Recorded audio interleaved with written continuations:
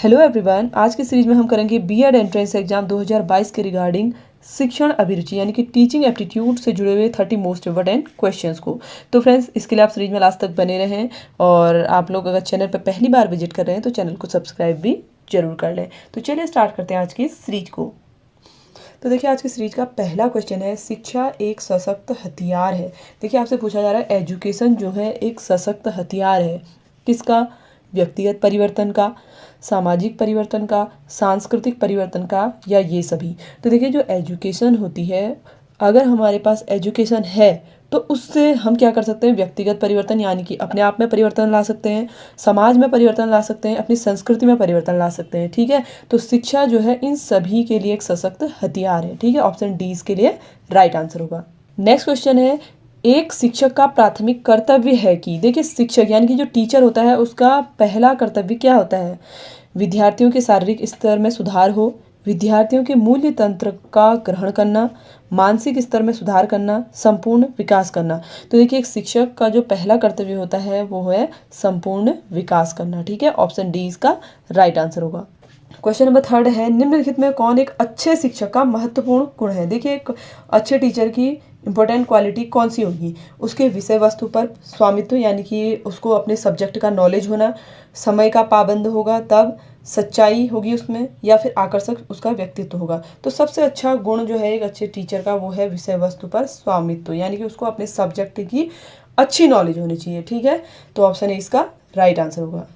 Next question है, कक्षा में एक शिक्षक को विद्यार्थियों के साथ किस रूप में व्यवहार करना चाहिए? देखिए, जो क्लासरूम होता है उसमें टीचर को अपने स्टूडेंट के साथ किस तरीके का बिहेवियर करना चाहिए? पिता की तरह, मित्र की तरह, अभिप्रेरक के रूप में, ये सभी। तो देखिए, एक टीचर को स्टूडेंट के साथ इन सभी तरीके से व्यवहार करना चाहिए। ठीक है, तो ऑप्शन डी इसके लिए राइट आंसर होगा। देखिए, अगर पिता की तरह व्यवहार करेगा तो बच्चा उससे अट्रैक्ट होगा, अच्छी तरीके से सीखेगा। ठीक है, मित्र की तरह होगा यानी कि फ्रेंडली होगा तो वह सारी प्रॉब्लम्स को अपनी शेयर करेगा। और अभिप्रेरक का मतलब है यहाँ पर मोटिवेशन से, यानी कि उसको मोटिवेट भी करना होगा। ठीक है ना, ऑप्शन डी इसके लिए राइट आंसर होगा। क्वेश्चन नंबर 5 है, प्रभावशाली कक्षा वातावरण का सार है, यानी कि जो इफेक्टिव क्लासरूम होते हैं उसका एनवायरनमेंट कैसा होना चाहिए? एकाधिक प्रकार शिक्षण सहायक सामग्री उसमें यूज होनी चाहिए, उसमें कठोर अनुशासन होना चाहिए, पूर्ण निस्तब्धता होनी चाहिए, शिक्षक छात्र जीवन अंतः प्रक्रिया होनी चाहिए। तो देखिए, अगर इफेक्टिव क्लासरूम है तो इसका मतलब है कि उसमें क्या होना चाहिए? जो टीचर और स्टूडेंट हैं उनके बीच क्या होना चाहिए? इंटरेक्शन होना चाहिए। ठीक है ना, एक्टिव इंटरेक्शन होना चाहिए। ठीक है, तो ऑप्शन डी इसके लिए राइट आंसर होगा। नेक्स्ट क्वेश्चन है, निम्नलिखित में कौन सा शिक्षण सहायक सामग्री है? देखिए, शिक्षण यानी कि टीचिंग में हेल्प करने वाली सामग्री इनमें से कौन सी है? Tape recorder, working model, projector, ये सभी। तो देखिए, ये सभी जो है शिक्षण सहायक सामग्रियां हैं। ठीक है, तो ऑप्शन डी इसके लिए राइट आंसर होगा। नंबर 7 है, आधारभूत ढंग से शिक्षण अधिगम प्रक्रिया पूर्ण होती है। तो देखिए, जो टीचिंग लर्निंग प्रोसेस है वो कहाँ पे पूर्ण होती है? घर में, विद्यालय में, समाज में, कक्षा में। तो देखिए, जो आधारभूत ढंग से यानी कि एक बेस तैयार करते हुए जो शिक्षण अधिगम की प्रक्रिया है वो कहाँ पे तैयार होगी? कक्षा में होगी। ठीक है, तो ऑप्शन डी इसके लिए राइट आंसर होगा। क्वेश्चन नंबर 8 है, शिक्षक प्रशिक्षण प्रक्रिया में। देखिए, टीचर ट्रेनिंग जो प्रोसेस होती है उसमें साइबरनेटिक्स से संबंधित है। साइबरनेटिक्स किस चीज़ से संबंधित है पूछ रहा है? पृष्ठपोषण से, अभिप्रेरणा से, पुरस्कार से, विलोपन से। तो ये संबंधित होता है पृष्ठपोषण से। ठीक है, पृष्ठपोषण का मतलब क्या होता है? फीडबैक। ठीक है, इसे इंग्लिश में बोला जाता है फीडबैक। तो देखिए, फीडबैक क्या होता है? जब कोई बच्चा काम कर रहा है, ठीक है, तो उसकी कमियां, उसमें क्या कमियां हैं, उससे क्या गलतियां हो रही हैं, उसको हमको उसको बताना चाहिए। ठीक है, त्रुटि बोल सकते हैं आप इसको, कमियां या उसकी जो त्रुटियां हैं उनको हमको क्या करना चाहिए? अवगत कराना चाहिए बच्चे को, ताकि वो क्या करे? अपनी स्थिति में सुधार लाए। क्वेश्चन नंबर 9 है, भारतवर्ष में अध्यापक शिक्षा यानी कि टीचर ट्रेनिंग में गुणवत्ता को नियंत्रित करने का उत्तरदायित्व है किसके पास है? ये उत्तरदायित्व एनसीईआरटी के पास, एनसीटीई के पास, एआईसीटीई के पास, या फिर यूजीसी के पास।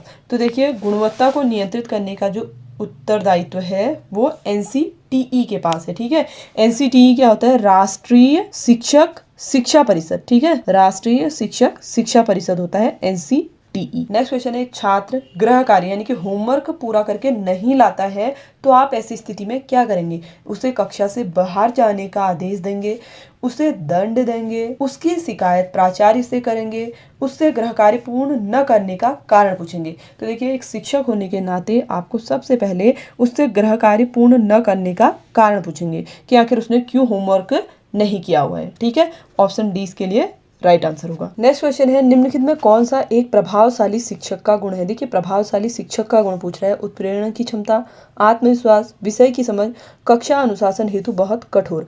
तो इसका राइट आंसर होगा। देखिए प्रभावशाली शिक्षक का गुण है कि उसको कक्षा अनुशासन के प्रति कठोर होना चाहिए। ठीक है, ऑप्शन डी इसका राइट आंसर होगा। नेक्स्ट क्वेश्चन है, अध्यापक के लिए क्या सर्वाधिक महत्वपूर्ण है। देखिए एक टीचर के लिए सबसे ज्यादा इंपॉर्टेंट क्या चीज है।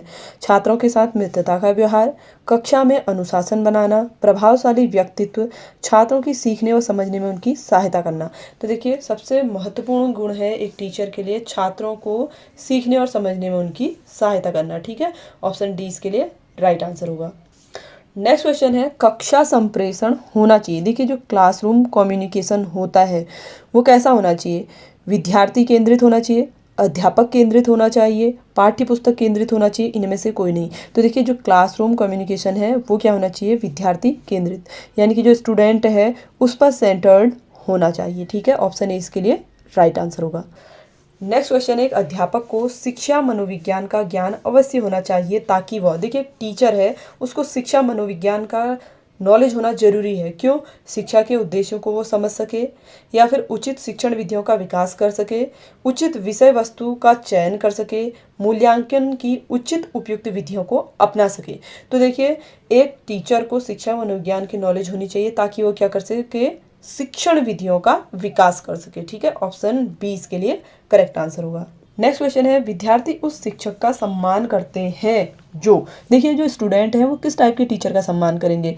छात्रों को सीखने के लिए प्रेरित करते हैं, जो छात्रों को अपने घर बुलाते हैं, उन्हें कड़े अनुशासन में रखते हैं, उनके साथ नियंत्रक का व्यवहार करते हैं। तो देखिए बच्चे उस टीचर को सबसे ज़्यादा रिस्पेक्ट देते हैं जो उनको सीखने के लिए प्रेरित करते हैं। ठीक है, ऑप्शन ए इसका राइट आंसर होगा। अगला क्वेश्चन है, अच्छे शिक्षण के लिए आवश्यक है। देखिए एक अच्छी टीचिंग के लिए क्या चीज़ जरूरी है।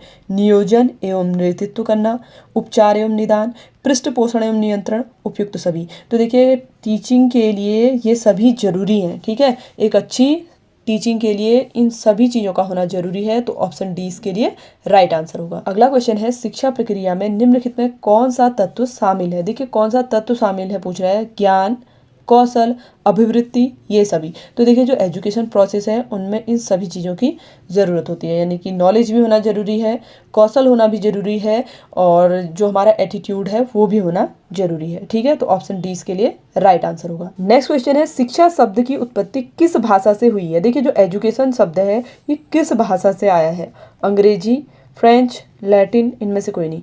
तो ये शब्द की उत्पत्ति हुई है लैटिन भाषा से। ठीक है, ऑप्शन सी इसके लिए राइट आंसर हो। नेक्स्ट क्वेश्चन है, शिक्षा ऐसी होनी चाहिए जो छात्र को सुसंस्कृत बनाए, व्यावसायिक दृष्टि से आत्मनिर्भर बनाए, नैतिक गुणों से संपन्न बनाए, उपरोक्त सभी। तो देखिए जो एजुकेशन है उसमें ये सभी क्वालिटीज होनी चाहिए।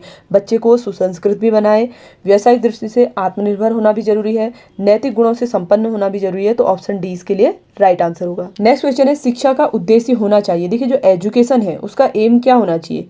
विद्यार्थियों को परीक्षा के लिए तैयार करना, उनको जागरूक बनाना, व्यावहारिक जीवन के लिए विद्यार्थियों को तैयार करना। देखिए एक ही ऑप्शन है। ठीक है, सी वाला ऑप्शन पूरा एक है, व्यावहारिक जीवन के लिए विद्यार्थियों को तैयार करना, या फिर डी वाला ऑप्शन है इसमें, इनमें से कोई नहीं। तो देखिए शिक्षा का जो एम है ना वो विद्यार्थियों को व्यावहारिक जीवन के लिए तैयार करना होता है। ठीक है, ऑप्शन सी इसके लिए करेक्ट आंसर होगा। 21 है, अध्यापक शिक्षा यानी कि जो टीचर एजुकेशन है उसके द्वारा बच्चों में उनकी योग्यताओं को विकसित करने में सहायता देने का उद्देश्य रखते हैं।